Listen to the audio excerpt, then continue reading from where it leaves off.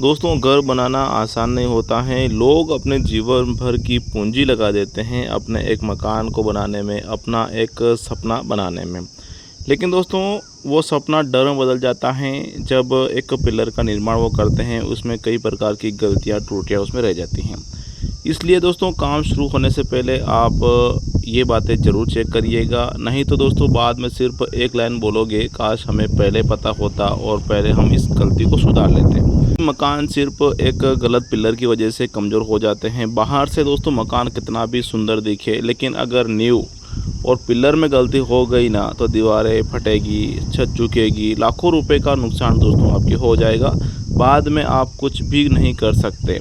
आज मैं आपको बताऊंगा खतरनाक गलतियां जो कि लोग पिलर खड़ा करते समय करते हैं और बाद में सिर्फ पछताना उन्हें पड़ता है। दोस्तों, आपको पछताना ना पड़े, आपका पैसा सही दिशा में लगे, आपका सपनों का महल अच्छा बने। वीडियो को पूरा देखें, बिल्कुल भी इस वीडियो को स्किप ना करें। दोस्तों, मकान की जान होती है पिलर। अगर इंसान के शरीर की जो हड्डी हैं वो कमज़ोर हो जाती हैं तो शरीर टिक नहीं सकता है, खड़ा नहीं रह सकता है, वो काम नहीं कर सकता है। उसी प्रकार से दोस्तों, हमारे मकान का जो रीढ़ का हड्डी होता है वो पिलर होता है। अगर वो सुरक्षित सही ढंग से नहीं बना है तो हमारा मकान है वो ज़्यादा समय तक नहीं चलेगा, सुरक्षित नहीं बनेगा। सबसे बड़ी गलती करते हैं दोस्तों, बिना जांच पड़ताल किए नींव खुदवाना। दोस्तों, अक्सर होता क्या है कि ज़्यादा जल्दबाजी में, कुछ पैसे बचाने के चक्कर में। दूसरी बात, एक गलती बहुत सारे मकान मालिक करते हैं, ये मैं आपको बता दूं। जो नींव होती हैं हमारे मकान का, जो अस्तित्व होता है, कितनी गहरी लेनी है, कितनी चौड़ी लेनी है, सही ढंग से किस तरह से खोदनी है, बनानी है, दोस्तों ये ठेकेदार मिस्त्री के ऊपर थोप देते हैं कि भाई खड्डे वड्डे सब खुदवाना तुम्हारे अंदर।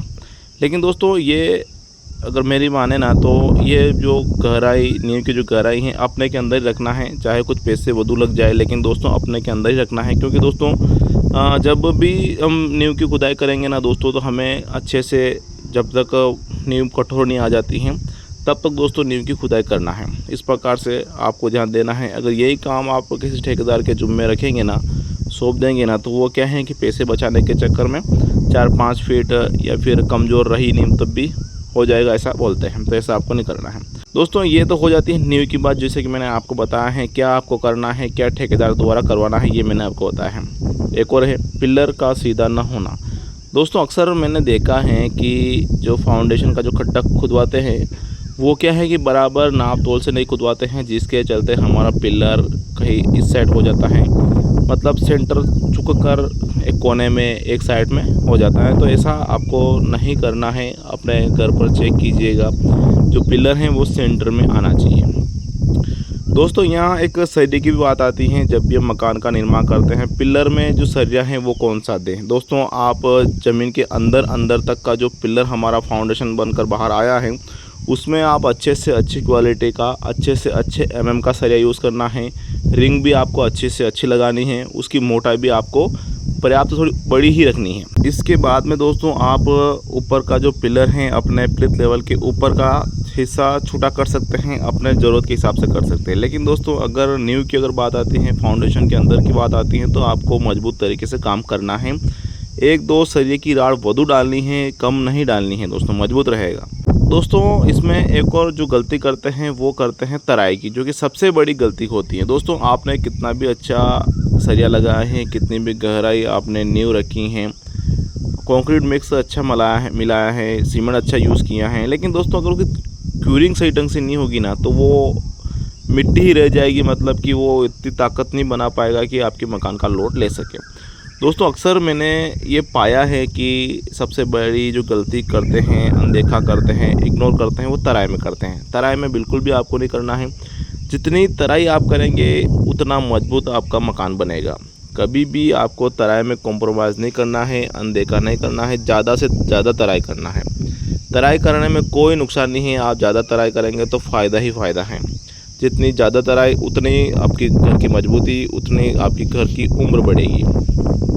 दोस्तों, अक्सर इसमें मैंने ये भी देखा है कि कोर ब्लॉक नहीं लगाया जाता है। सबसे बड़ी गलती है दोस्तों। आप जब भी फाउंडेशन का निर्माण करें, अपने पिलर का निर्माण करें, तो उसमें प्रॉपर कोर ब्लॉक सरिये में ही अपने को डाल देना है, जिससे कि दोस्तों हमारा जो शटरिंग है वो सरिये के एक साइड ना चिपके, जिससे कि दोस्तों हमारा लोड है मकान का वो सीधा सीधा हमारे फाउंडेशन पर पड़े, ना कि दोस्तों सरिया एक साइड चला गया, खड़े कॉलम का कंक्रीट एक तरफ आ गया। तो ऐसा आपको नहीं करना है। इस प्रकार से कोर ब्लॉक आपको लगाना है जिससे कि वो सेंटर में रहें। तो इसके अलावा भी आपको ध्यान ये देना है अपने मकान का जो दूरी है, जैसे कि एक पिलर से दूसरे पिलर की दूरी है, किसी मकान में ज़्यादा रहती हैं, किसी मकान में कम रहती हैं। तो उस पिलर के अनुसार उस दूरी के अनुसार पिलर का हमें आकार निर्धारित करना है कि भाई इतना लंबा चौड़ा हमें लेना है। जैसे कि नॉर्मल मकान में हम 8-16 का पिलर खड़ा करते हैं, 8-12 का पिलर खड़ा करते हैं, 12 इंच बाय 12 इंच का पिलर खड़ा करते हैं। इस प्रकार से दोस्तों जितनी दूरी जितनी डिस्टेंस बढ़ेगी उस प्रकार से हमें पिलर का निर्माण करना है, जिससे कि हमें भविष्य में किसी प्रकार की समस्या और दिक्कत ना आए।